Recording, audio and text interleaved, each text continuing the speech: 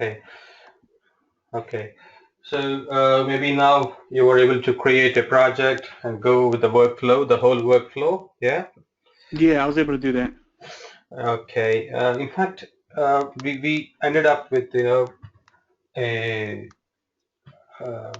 user story, but you can further go down. You can further go down and make some you know even tasks. So I mean, Mm-hmm. when you create, you have the create option right on the top of on the top, on the top bar, you have the create option. When you click create, it will give you an option, a drop down, whether you can create a project or a story or a bug or epic. So you also have Yep. an option for a task there. So task is again, as you know, like task is the smallest possible thing. Yeah. So under the epics, we have the stories. Under the stories, we have the tasks. So maybe in the board, in the storyboard, we have three compartments, which is to do, in progress, and done. So whatever in the to do, maybe you can that's a user story, and if you pick up one user story there, one to do, then you can also break it into different tasks. So how you create a task is again same thing. Go to the create, press create, and you can select a task.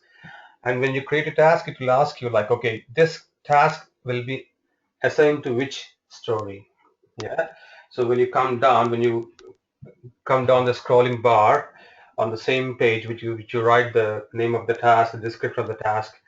Then if you come down a bit, it will ask you, so this task will be assigned to which story? Yeah, did you explore that? Because I didn't explain that to you deliberately because I wanted you to explore that. Did you do that? Yeah, I was able to create the epic, and then I put the oh gosh, I can't think the story. Yeah, the user stories within the epic, and then I built tasks. I don't know if I put them in right um, with Mhm. the with the stories. Are you supposed to just drag the I'm sorry, are you supposed to just drag them and put them right? Can you put or sorry, can you drag? Are you supposed to drag the tasks and put them in the story somehow or? No, I'll tell you what. When you create a task Uh within huh. the window, when you click for task, it will come up with a window.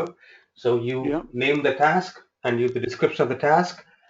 Mhm. Under that, if you come down a bit, if you scroll down that bar, the horizontal bar, the vertical bar, it will Okay. ask you to which story it could be assigned. I'll show it to you. I will show it to you.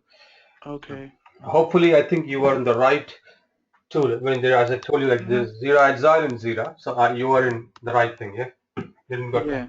come.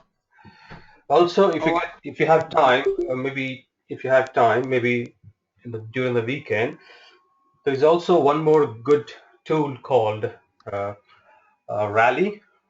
Right, Mhm. I'm writing it here for your sake. Uh, Rally, which I can explore to you as well. But if you can see, that's fine. RALLY.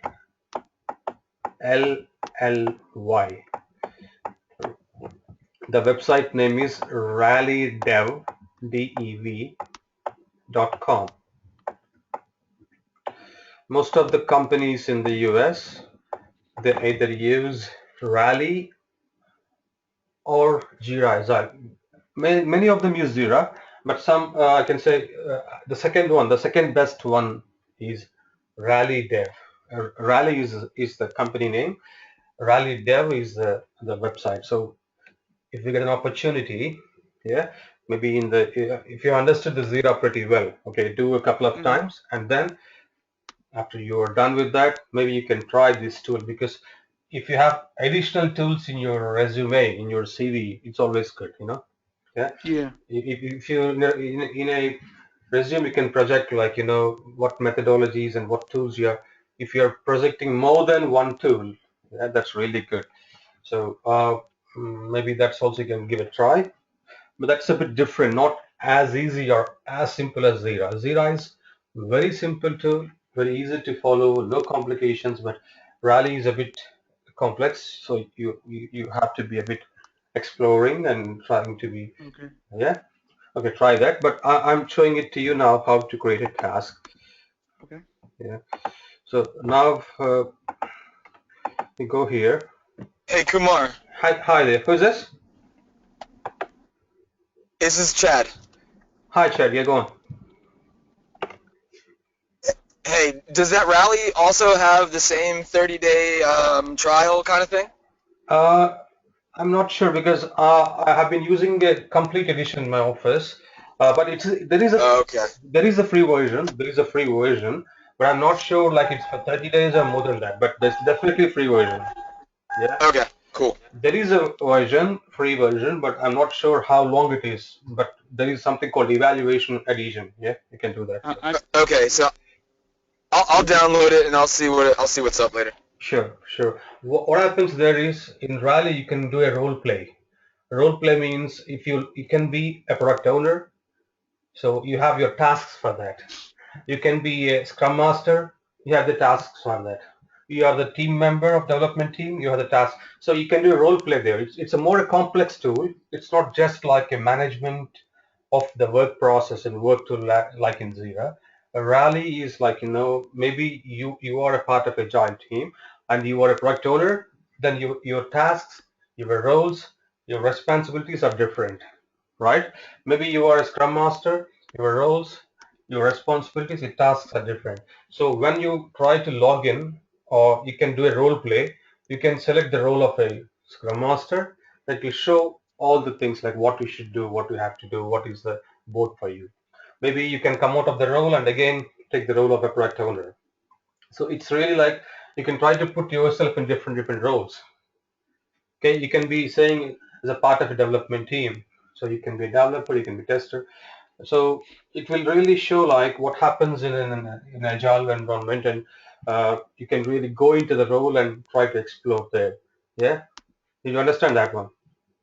Yep. Did you get me? Yeah. So that's a more complex thing. So, but Zira is really trying to track the process. Rally is a bit more. So for simplicity wise, for simplification, uh, by ease of use or accessibility, uh, it can Zira is the best thing. Yeah, but Rally is having more number of features, a bit having more exhaustive features where people can really try to see more activities, more things. Yeah. Maybe you can. If you can't do it, I'll do it. I'll show it on Monday. Not a problem. Yeah, it's up to you. Hmm. Or I can show it on Monday. We'll go about that. Okay. So that's about Rally, and I'm going ahead with the.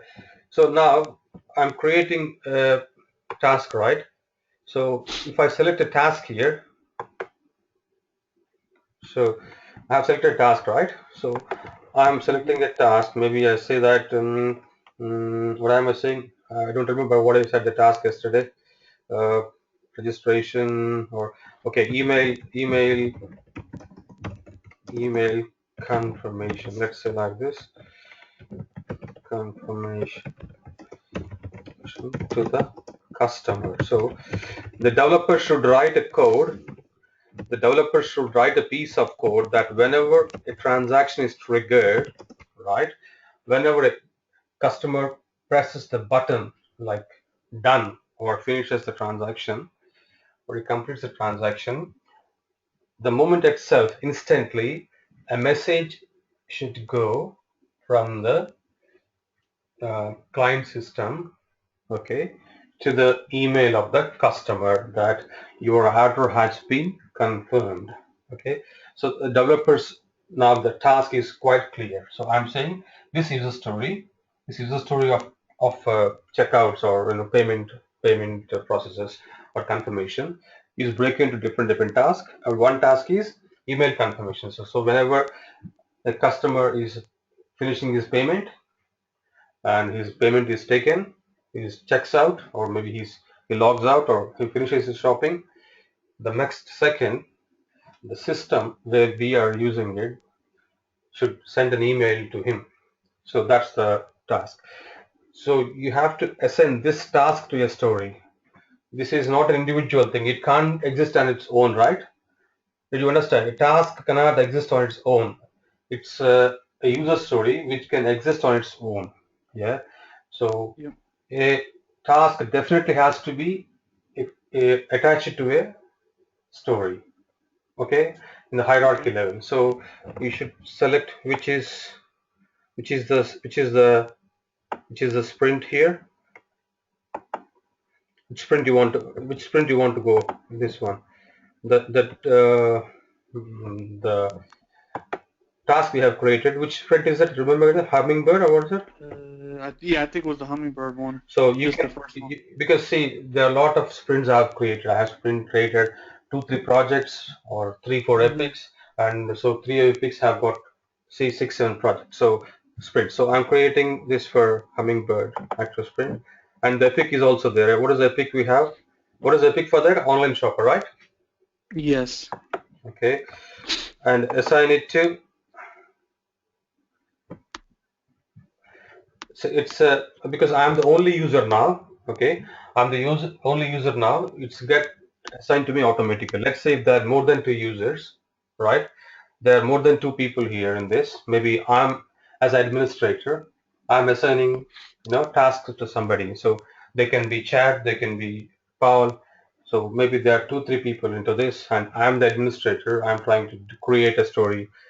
What happens is if I'm the administrator, I can create a story, but you can't create a story. Yeah.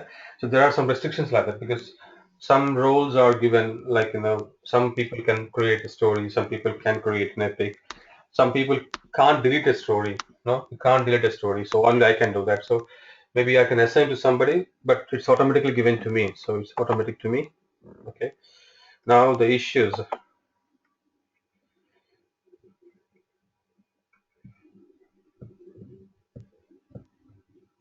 Um, what is the story we said? Do you remember the story? I thought it was the wish list. Okay. Save It was with. it was like an email reminder about your wish list, Okay. Okay. Okay. or maybe yeah. Is, is it PS5, right? Or Power systems, yeah, yeah. This is. yeah, yes. So I have seen now. You see, I have linked up everything, and the priority is it a high priority because you are doing a story now, or maybe you're creating tasks and just keeping it in a repository or maybe in inventory. Maybe whenever the story time comes up, you can pull it up. So basing on the interest of your client, you have a high priority. Let's say your highest priority. Okay. So whenever you create a task here, you have to assign. So let's say that if you don't assign these things, it will not take it to you. Let's say if you don't assign this task to something here, you can't create that. It will restrict you from creating because a task can't be independent, can't be by its own. It has to be linked up to a particular story. So whenever you create, it must that you attach it to the concern story. If you don't do that, you can't go ahead of the system. You can try that. Maybe tomorrow when you create a task, you try to create a task and don't assign to any user story. See how it goes. Yeah. You do a mistake Mm-hmm. deliberately. Yeah. If you do a mistake Yep. like that, so they understand. So you have to assign to something. So second. So now what's the problem? As highest priority, no matches, no labels. Yeah. Okay. Blocks. Okay. Okay, now this is the user story, and this is the assignee, this is the epic, this is the sprint. Okay, now let me create here.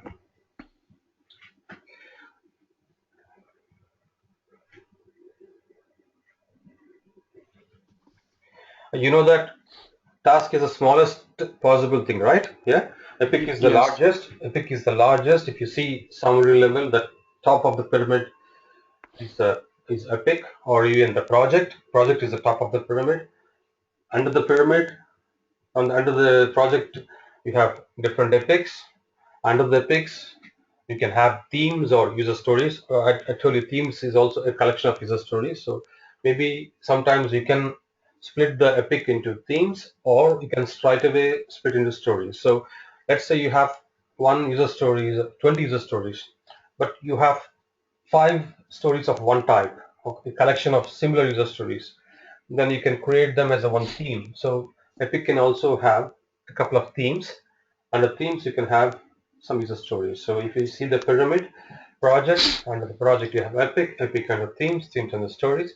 Under stories you have the task. So task is the smallest possible granular level where the developer will start working. He can't go smaller than that. Okay. Mm-hmm. So Now, don't get confused with theme. I hope you heard the word theme, right? I mentioned a couple of times to you. Yeah. So this is the way you create a task. So this is something called a board. You have boards here. So what's your board? All systems, right? Yes. So you can straight away go into your board. You can check the board. So did you explore all these things? I mean, try to explore every individual thing. Okay. So it says some is done, some is in progress. Okay, I don't know. We left yesterday. Let's be like this. So we have to-do list. This is backlog. Yeah. Okay. This is a active sprint. So this is active sprint. Okay, let's say if it is done. Let's check. It is done. Okay. We are making it done. Okay. Mhm. So is it active or not? We'll see what is active now.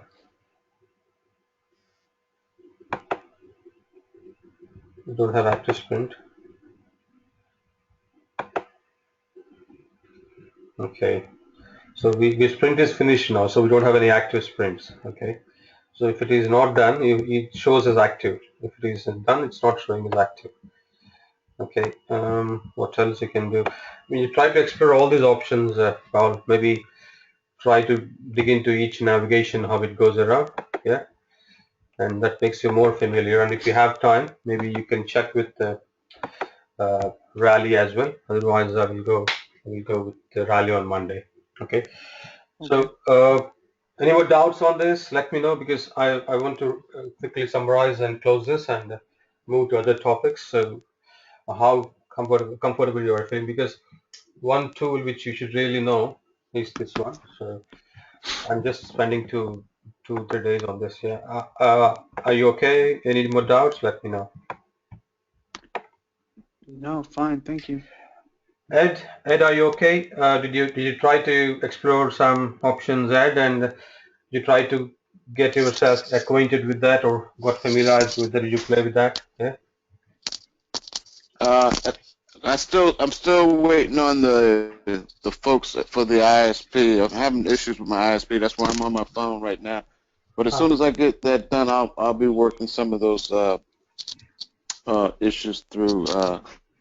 You calling it Jira? Zira? zero. Zira. Zero. Yeah. Zero. Yeah. Zira? Yeah. Z J for J I as thought in it was J. I thought it was J. Yeah, J. J for gyro. Jackson. Yeah. Jackson. Yeah. J for Jack. Yeah. Whatever. Jack. We would Yeah, probably J. say gyra in America, probably Yeah. the way we Okay. say Okay. it. Right. All right. Yeah. So, Because I've been writing Zira, but and when I look it up on, it says Jira. So is it pronounced Zira or Jira? no, we in the UK we call it as Zira. We call in the UK as Zira. I don't know how US people call them. It's Zira or Zyra. I don't know. In the US we call it Zira. Spelled J, but sounds like a Z, as in zebra. Actually, Zira means Godzilla in Japanese language. Oh, okay. In Godzilla, Godzilla, Uh-huh. the huge animal. I mean, the Zira means in Japanese language. It's a Japanese tool, basically. Yeah, defined by Okay. Japanese. And when they discovered initially, they were trying to compete with another tool called Bugzilla. I think if there are any IT guys, you could have known it. There's a tool called Bugzilla. Bug Zilla. So there was a very popular tool, and they were trying to counter this tool, and they named as Zira. Zira again is called Godzilla. So Bugzilla, Godzilla. So that's the way it got its name. So it's another thing. Okay, leave about that. And I think after you try it, you should be able to navigate pretty well. I think you have seen the screens, right? Right. Yes. Yes. Right. When you get the opportunity, try to explore Rally as well. Rally. Uh, okay. I'm sure I can move to new topic now. Is that okay? Yeah. Or any doubts in Zira? Let me know. I just want to move to new topics. Paul, Chad, you have something to say? Kumar, the last one, excuse me for interrupting, the last one that you did on boards, what do those boards represent? Oh, no, board means, 1 second. See, other day, we told like, boards are like, you know, every team, I'll tell you what, every Scrum team, let's say, okay, I will take some time and explain you the concept, yeah? So let's say Okay. we are a team of 7 people, okay? Okay, Kumar, Paul, Chad, Alvin, 7 people. So this is the project team, right? Every project team will have a project room. We are co-located. We are not located in different places. We are co-located. Okay. We have one location where we meet every day in the morning. Okay. And every day in the morning when we meet, we have a board here, which is something called a project sprint board or scrum board or task board. This board will be having components like this. What are the items we are doing? What are the items? What are the items we have to do? What are the items in progress? That's called WIP, work in progress. Okay.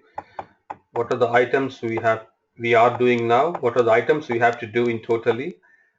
And what are the items are done but to be tested? Okay. So what are the items which are done and tested, ready to be released? So let's say this is list of all items. Maybe you can call as a sprint backlog. So maybe you have here 10 user stories. So whenever you take one here, so that is in progress. So or two here, maybe you can pull 2 stories. Maybe one a guy is doing analysis, and another guy is doing coding or UX. So maybe you're doing a couple of stories. So in progress, there are 2 stories, but in the backlog of the sprint, we have 8. Okay, in the testing, we haven't come anything to the testing. We are still in this process, so it is 0 here, and the done is 0. This is the task board, which will update it every day. Whenever we speak in the morning, we don't look at our faces, we just see at the board. See, this is what the status of the sprint is. So the board is like this yesterday. So today you finish something, so we move the item from here to here. We finished with the to do, we move to the test. Or you have done something, then its testing is finished, you move to done. So you try to move the cards. Okay, we write the story on the cards, right? You place the cards, you stick the cards on the board. Okay, let's say you have a user story. User story is written on the user card, which is the size of a small postcard, and on the board it's a physical board. It's a literally physical board which you put it on the wall, and on the board you paste all these cards. Okay, and whenever it's done, you move the card to different compartment. I will show clearly so that don't get the doubt again. This is the big board. This is the backlog card. This is a card. This is a card. This is a card. Right? We have got 6 cards because totally we have initially we got 8 user stories. So we are working on 2 now. So 2 are here.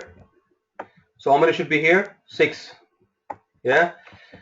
So this is in progress or WIP, work in progress you call it in general sense. This is to do or also called as AKA, also known as sprint backlog because it's a backlog. Okay, in the backlog you have 6. So now today today, I think you have finished some work. Okay. So when we meet in the morning tomorrow, what you do is when you have the meeting, daily scrum meeting, we have been doing this work. This is done. So we move this to this place. Okay, this is A is there. So A comes to here because this is now to be tested because development is done.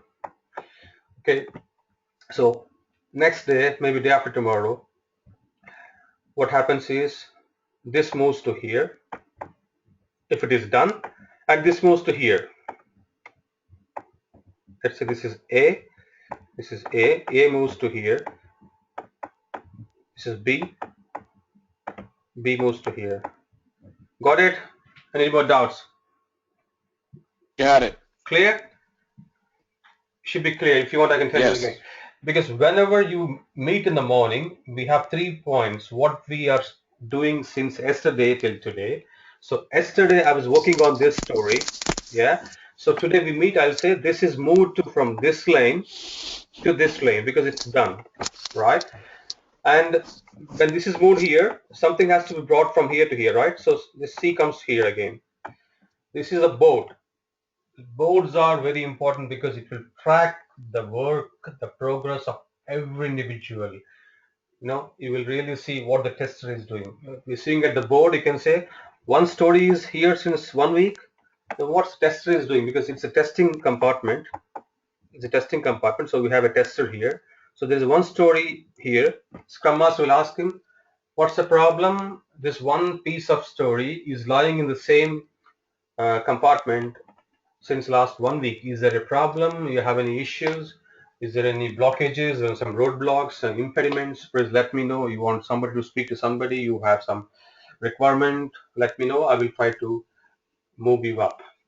So you can really track what an individual is doing at each level. So a board is very, very vital tool. I think if you missed the class, I told them as IR is information radiators. Did I tell you on that day? I think you missed it. IR is information radiators because every day, every spot, you know that you have information about every individual. Everybody knows about you, and you know about every individual. You know what's going on, who is working on one particular piece of work, and one piece of work, where is it held now? Is it in development? Is it in testing, or is it analysis? The board is really important. So that's the physical board. Most of us nowadays are using electronic boards, which is the Scrum. Yeah, but initially it started as a physical board, so that's what the board means, right? I'll show a small image to you. Maybe that makes you more clear. Mm,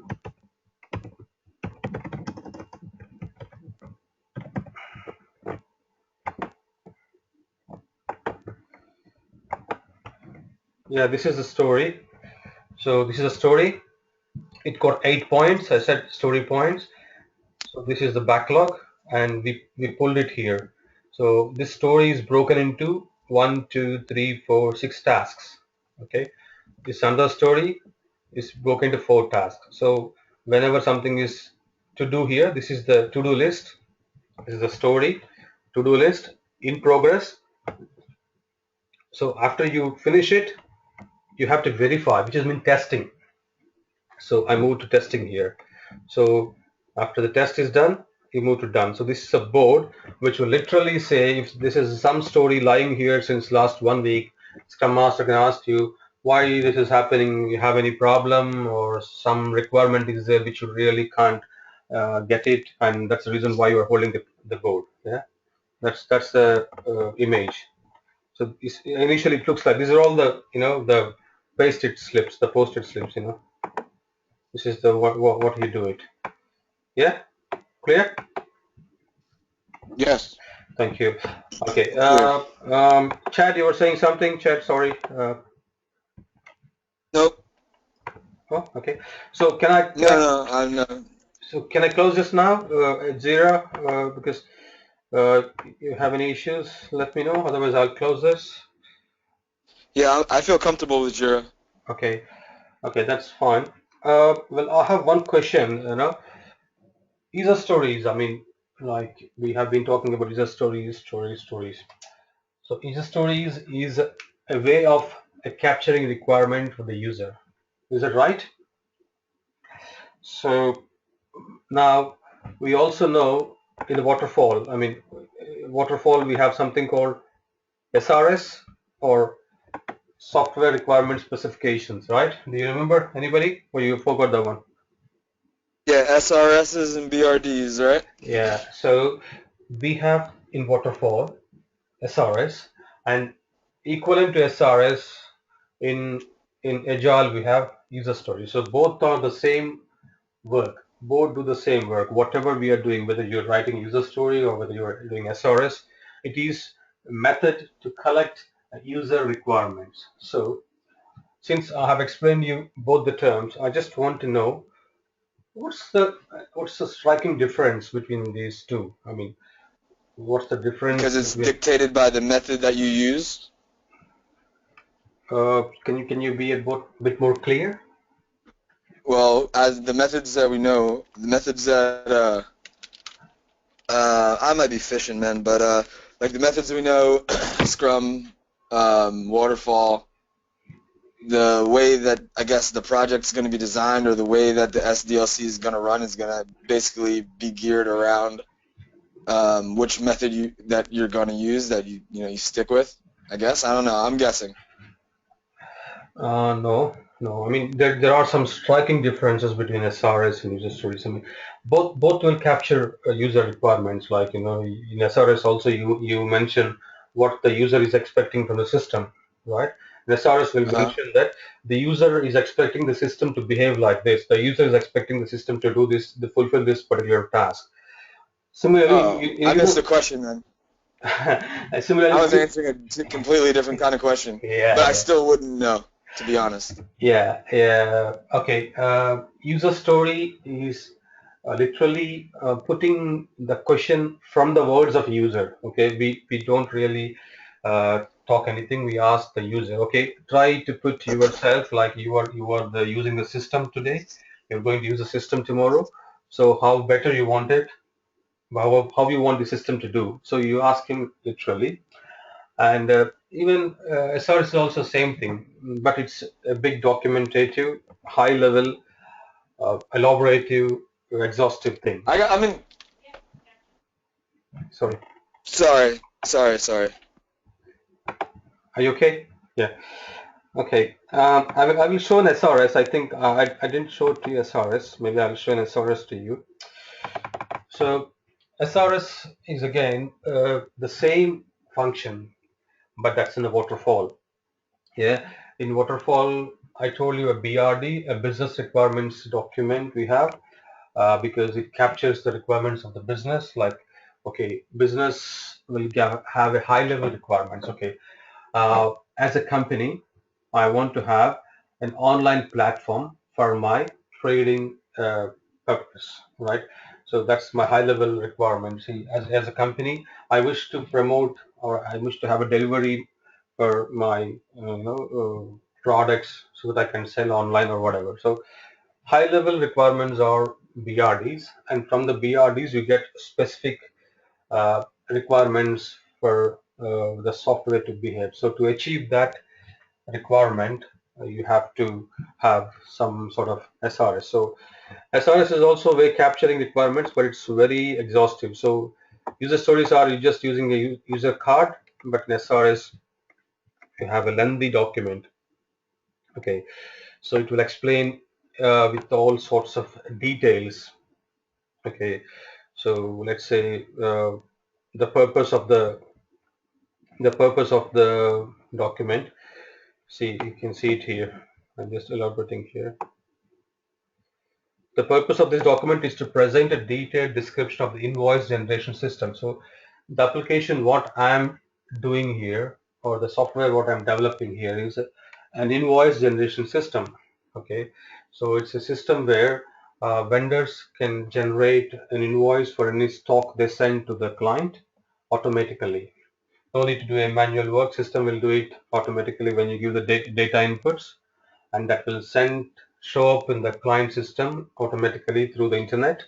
And when they see the system, they open the email, they see it, and they clear the amount, or when they have some sort of comments on that, that will come back straight away into client interface. So it's like a system which does everything automatically without involving a phone call. Yeah, a vendor who is raising an invoice, maybe calling the client, see, I have sent an invoice about a payment of $2,000 or whatever. So it's not to be done. So when there's a credit line for 20 days or 40 days, after the credit line is finished, it will send an alert to the client that you will have to pay so and so invoice. It will show everything automatically. So this is the application we are developing. So this is the objective. So it explains the purpose and features of the system, the interfaces of the system, what the system will do, and how the system will interact with the user. This document is intended for both stakeholders and developers of systems. So it is more or less like a user requirement. Yeah. So how the system should behave, how the user will react to the system is what the application is going to tell about. So is it the same thing as user story or not? I mean functionality wise, or the work of the system and these are same or not? Hello? It's more of a detailed Okay. a detailed approach to the user Okay. story. The user Okay. story is Okay. going to be very high level. No, user stories are not high level. User stories are not high level, like, to be clear. User stories are, maybe it will come down to more detail level. You are talking at the level of a as a customer level, at the client level, whatever detail, whatever level you are maybe trying to perform an activity. So BRD or SRS, I mean, is a waterfall techniques of capturing business objectives or requirements. Maybe it has a lot of documentation, like, if you want to have an SRS, initially you have to have a BRD. So you derive the system software requirements from business requirements. So when business says, this is my requirement. So I want to have a real-time reporting system so that I can really track my sales officers or whatever, sales representatives. That's the business level. That's not going to speak anything about the application. Okay, so basing on that BRD, a BRD is generally a short document which is nothing about the software, nothing about the system. It speaks only about the business community's problem. Okay, let's say if Ed is the owner of the company, he says that, okay, uh, as a owner of the company, I have a problem, in having a reporting system from my medical representatives. I really want a system which will answer this problem so that I can interact with them, on a real-time basis, and they get send the data to me, and I interact with them. So it's not going to speak about anything about the application or system or whatever. So to fulfill those requirements, so these requirements are given in the BRD. To fulfill those requirements in the BRD, we have to have a system to answer this problem. How the system is going to resolve this business problem is an SRS. Okay, what requirement should be given, and our system should be doing it. That's what SRS is. Is this clear or a bit confusing? Because user stories are different. Because user stories, I think which I have told you, uh, it will not have a BRD, it will not have an SRS. It is right away putting the requirements from the customer. Okay, it's not speaking anything about BRD or SRS. The only thing which happens before user story is a product vision document. So you have a product vision document, and from that vision document you have a discovery inception session where everybody will try to speak like, I have this problem, I have this problem. We don't really have a flow of documents, but in waterfall, I mean, which is a heavy documented structure, which is more for regulated bodies, for regulated company, I mean, regulated things, like maybe you can say hospitals or governments or financial companies, banking, public sectors. So they need a document something which has to be process oriented, which is a framework. So everything comes with a proper BRD. So BRD will speak about the existing regulated problem or regulatory change. Okay. So basing the change. So we have a change, need to have a change because of the regulation. And to answer that problems, you need to create an application or system. So SRS will speak about all the functionalities or features. For example, this will speak about the features which the application will have to answer the problems in the BRD. Right? Okay. If you see here, I'll tell you. You can see here. Okay. So it has product perspective, product features. Okay, so it has initially it has a scope, like this is what the project is, this is what the background is, but it will speak about the system, it will talk about the application, its functionality, its non-functional requirements, its hardware, its features, everything to address the BRD. So let's say in my case, I'm asking like, at the moment I'm doing a manual process invoicing, right? I have a lot of clients. I have 20, 30 clients. So I wish to have an application which will really do an automated process. So in the BRD, I will say that I will say my problem is, I want to automate, or I want to have a real system which will connect me with the vendors and clients and give me some updated information about my purchase orders, my invoice payments, or my credit line timing. So I will give that as a project. So that's what my problem, my business is. So this SRS will speak about an application which will really try to address the problem. So here you can see, like in the SRS in the first line, I think I told you what it says here. The purpose of the document is to present a detailed description of invoice generation system. It will explain the purpose and features of the system. So it's talking about the system. Why the system? Because there's a problem. To give a solution to the problem, there is a system. So how the system should work? The system should work in such a way that the user will have his problem resolved. So I will have all these features so that my business requirements are met. So the system will have interaction, like somebody is trying to access the system and trying to generate a date invoice. So I will show it down here. Maybe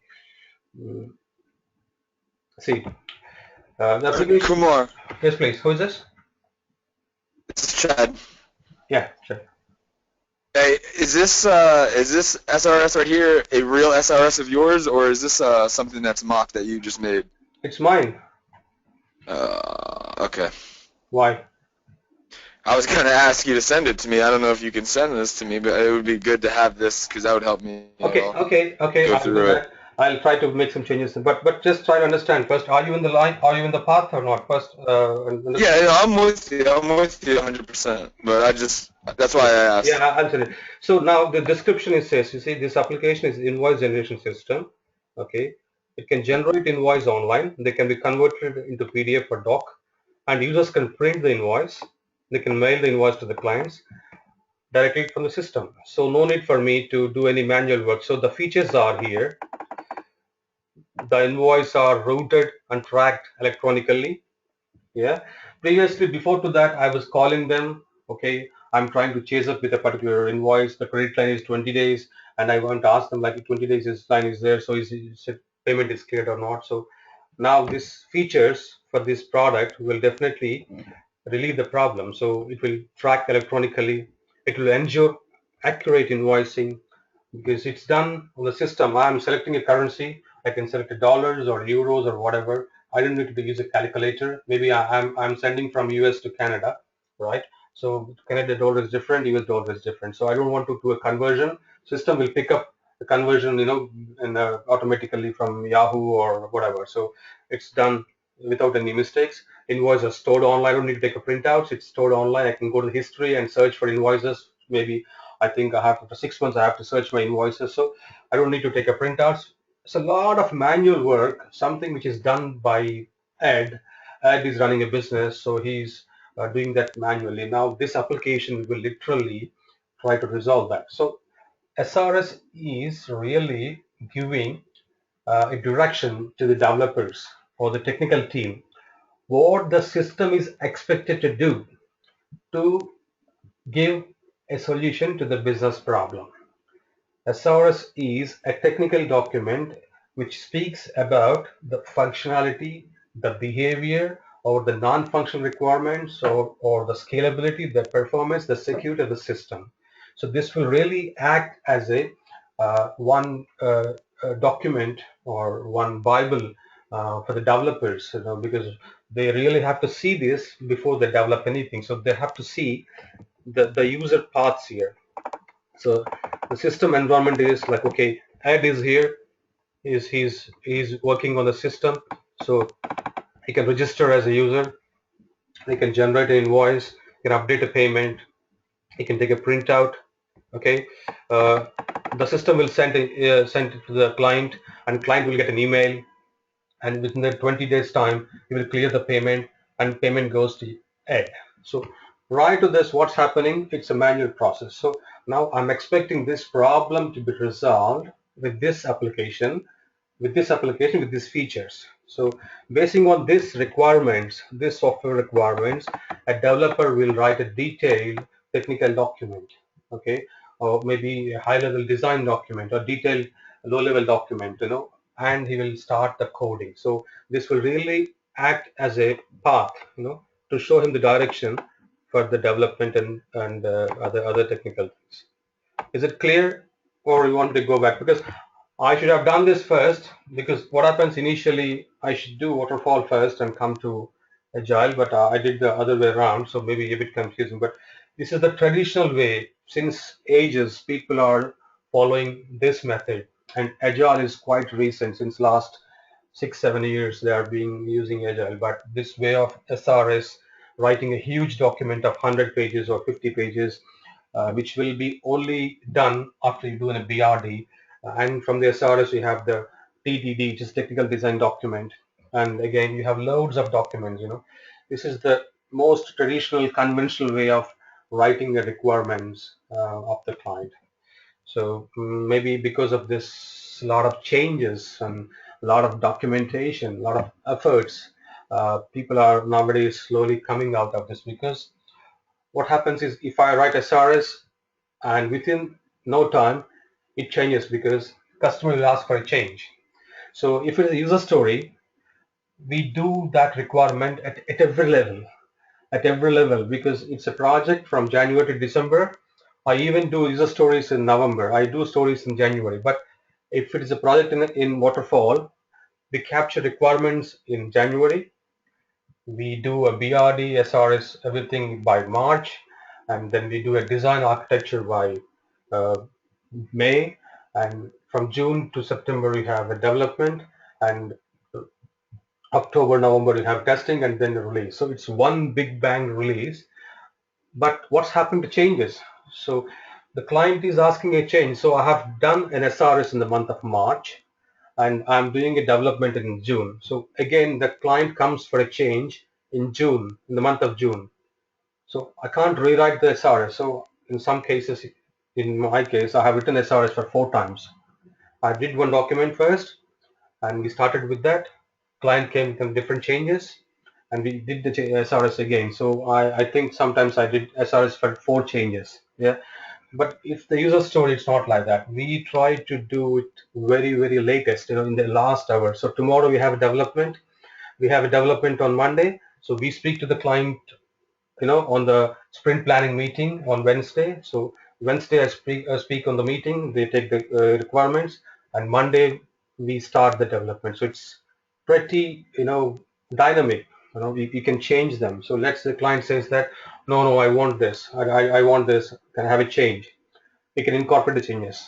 So user stories are more flexible from a user perspective, because uh, client has all the leverage or all the liberty to change, the functionality or some requirement or something which is not important to them.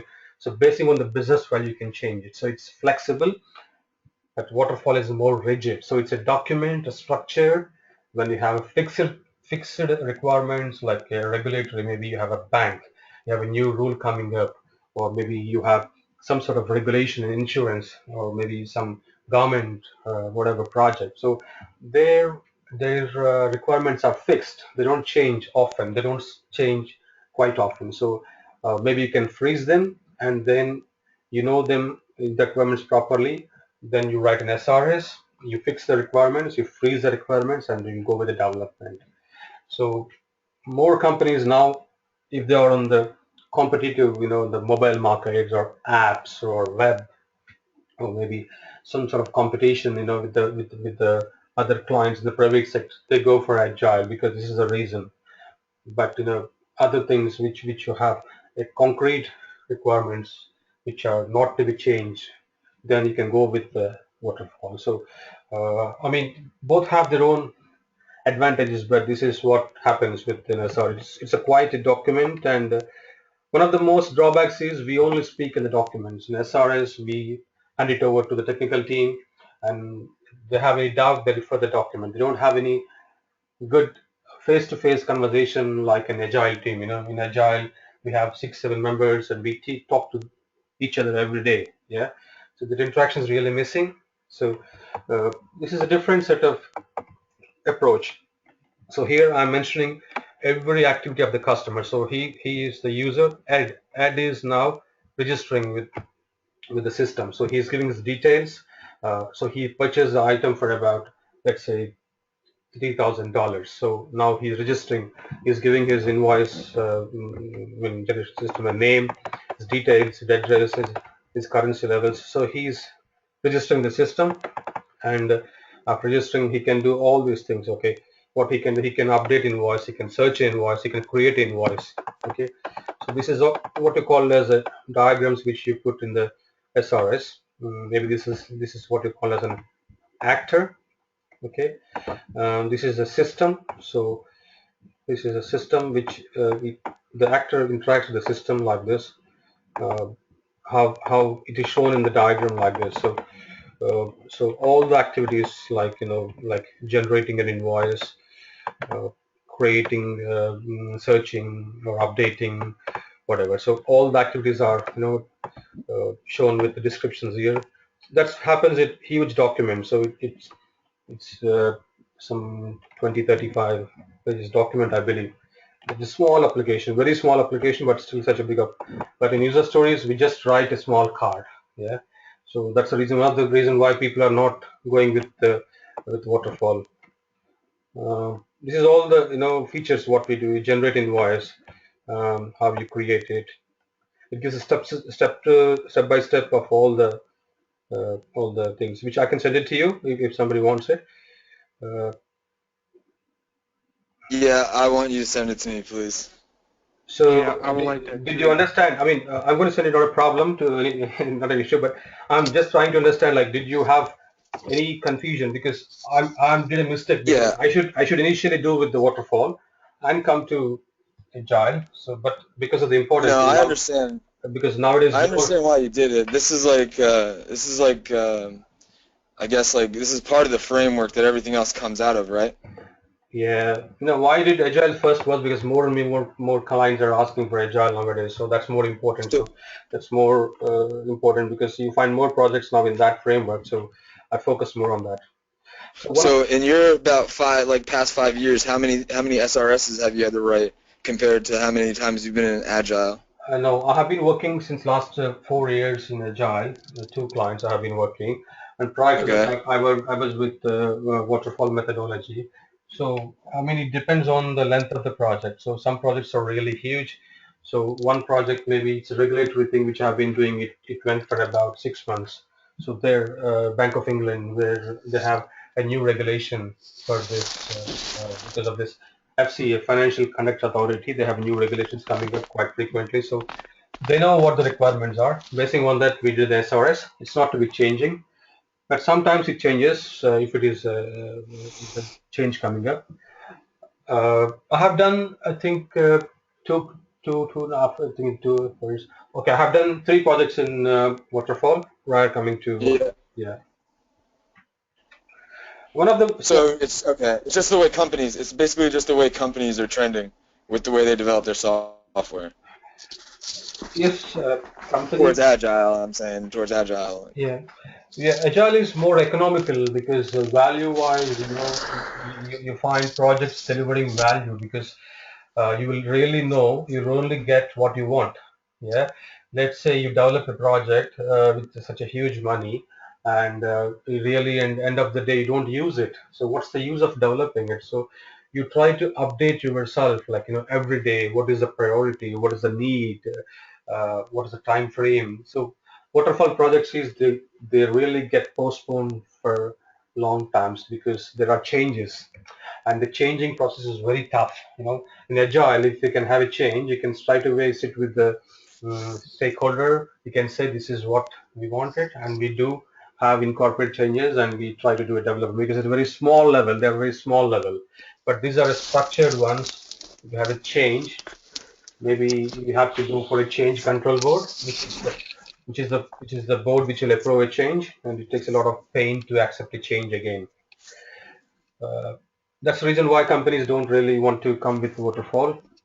There are some good things like, in SRS, to really capture the uh, non-functional requirements. For example, the system should have uh, some performance, capabilities, technical things, which in a user story you will never discuss. In a user story, we always talk about the behavior of the system. We talk about the customer. We always try to see a customer perspective, but we don't talk about the system, how the capacities, how the secure, how the performance, how the scalability. We don't talk about that. But in SRS, you all see the non-functional requirements as of here. So it will show clearly, like maybe what are the capabilities of system. What I'll show it here to you.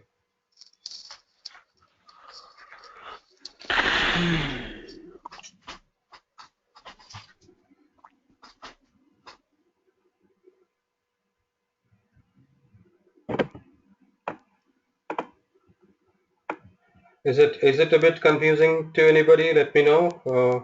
Or you can try to compare waterfall versus what do you say, like agile in try to see on the Google. It will really tell you what are the differences. I mean, why companies are moving and why they don't want to create such a huge documentation moving into agile. You can just go through. It Yeah, also I gives. get it. I can see why. I mean, everything else is going green too. So Hmm, um, yeah.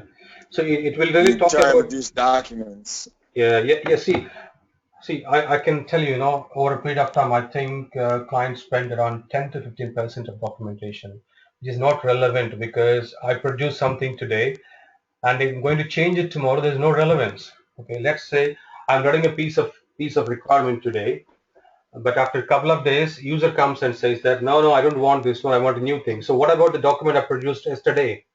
I wrote a 150-page document, right, basing on your requirement, and tomorrow you say that no, I want to have a change. So this document which I produced previously will not have any relevance. It's waste.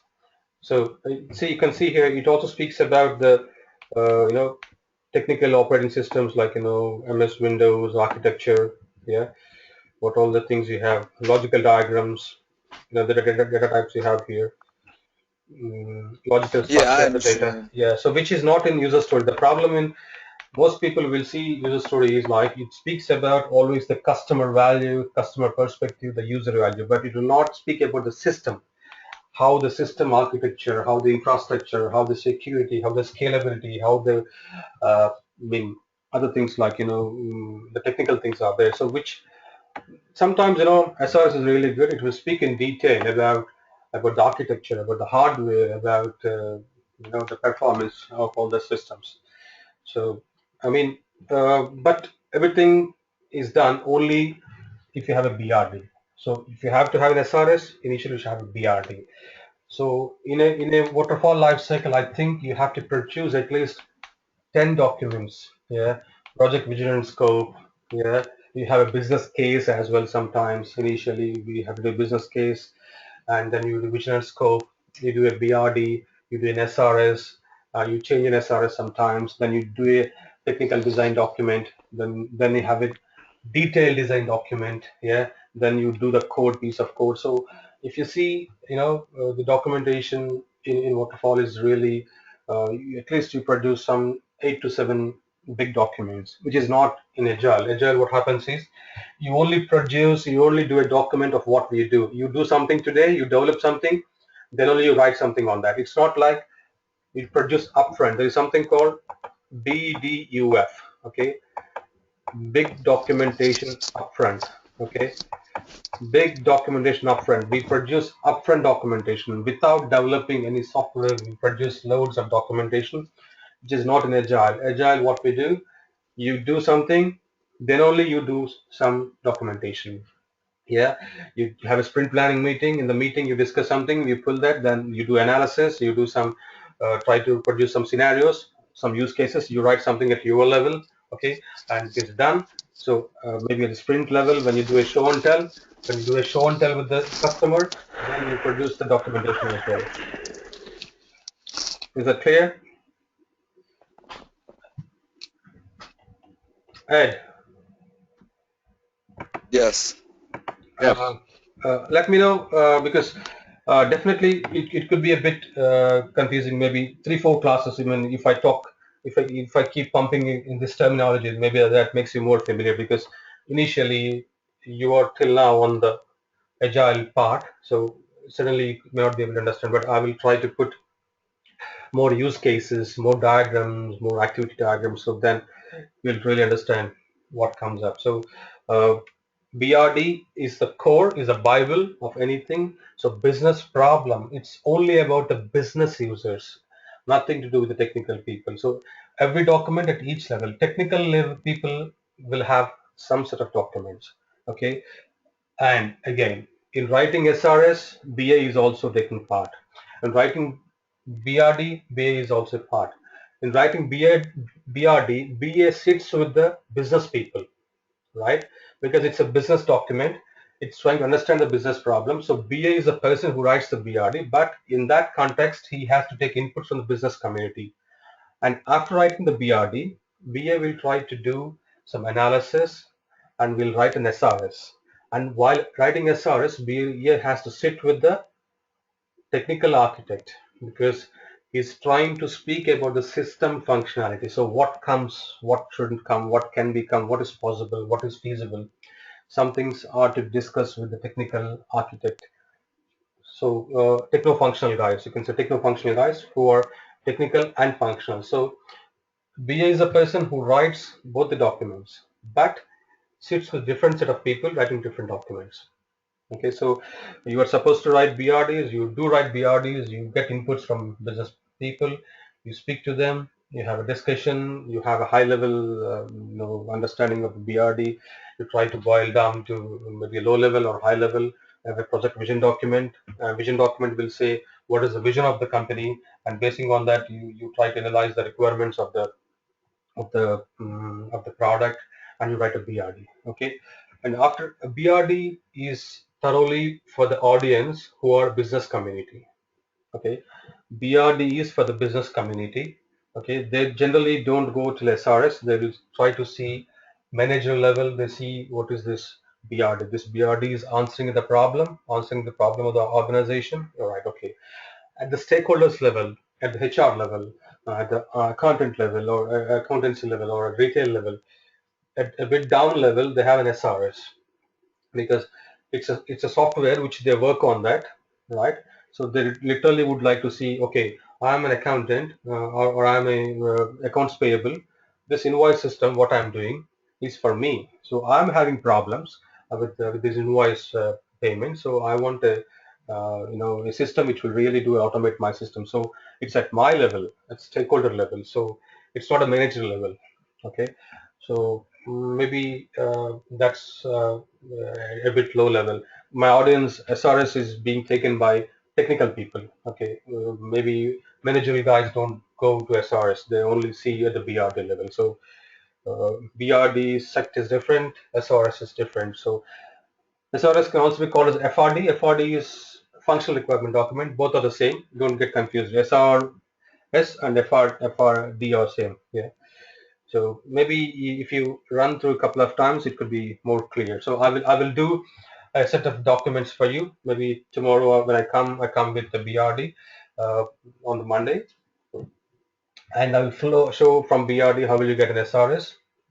And in SRS you have all sorts of diagrams. I think I'll show here. Uh, you have you have use case diagrams. I think some of you know what's use case diagrams. Anybody? Alvin should be knowing that. I think pretty much. Yeah. Yeah. Yes. Yeah, sure. You try to really show how the system will behave. So how the actor is going to work with the system. So that's a use case diagram will depict in the document. Activity diagrams which will show the components of the system. It's not about the detail level, but it's speaking about the components of the system. A sequential diagram, which is again a diagram which shows the objects and the sequence they are linked in the objects. Okay, and they have a context level diagram, system level context diagram, data flow diagram. So these things are something you call them as these three are called UML diagrams. So UML stands for Unified Modeling Language. So it's not a technical language. It's a modeling language. How you design anything. So or you have different types of diagrams like use case diagram, activity diagram, sequential diagram. So uh, if you see here, this is a use case diagram. Okay, this is an actor. This is an actor. Okay, this is an actor, and he's trying to do the system. So what activity he's doing? He's trying to send an invoice. Okay, this is a use case diagram. Yeah. So use case diagram can be could be interaction of the system or actor with the system. Kumar, Yeah. are you saying use case diagram or Yeah.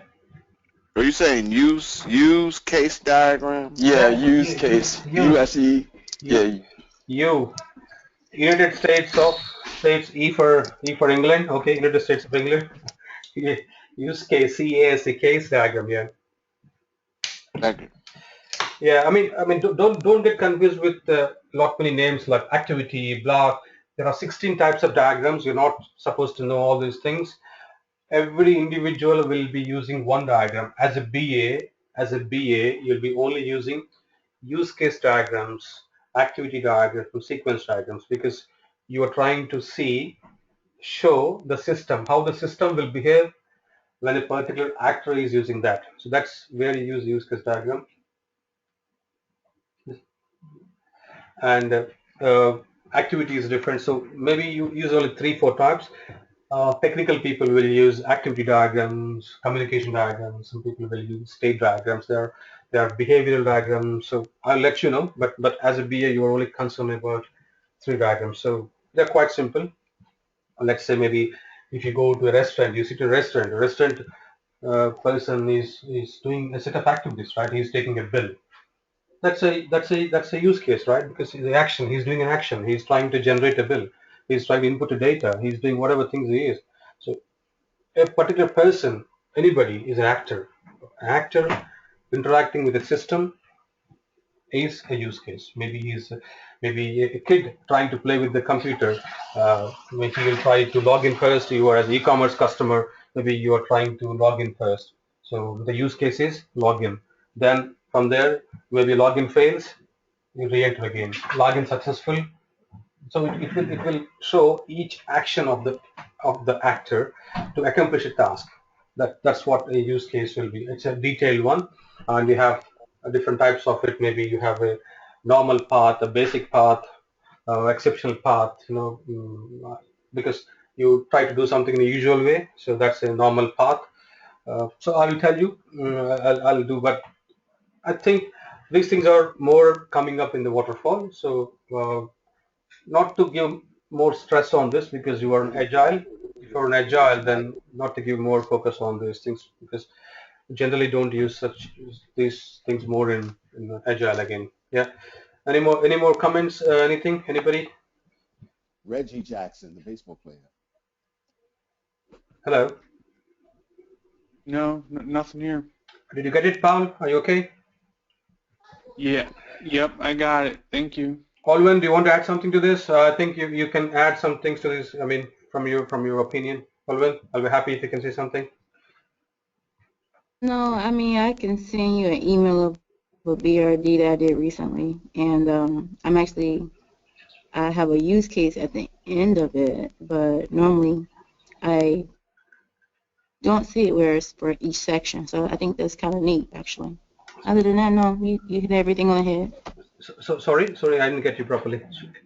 I'm sorry, you had covered everything that I could possibly add.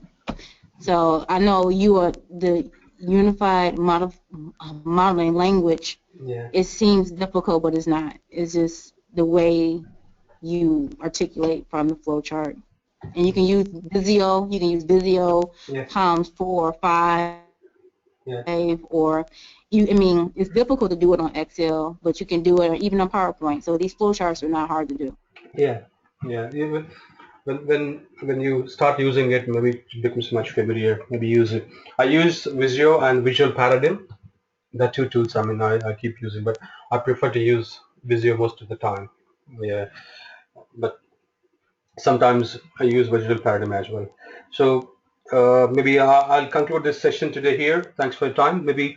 Maybe on Monday I'll come up with the BRD or SRS, but I'll not spend much time as I did on Agile because waterfall, I think, relevance wise, I think it's less important with the current demand in the market for Agile, I think. Anyway, I would like to cover a couple of documents in the waterfall, like what the BA is really worried about. BA is worried about the business case, not worried about technical design document.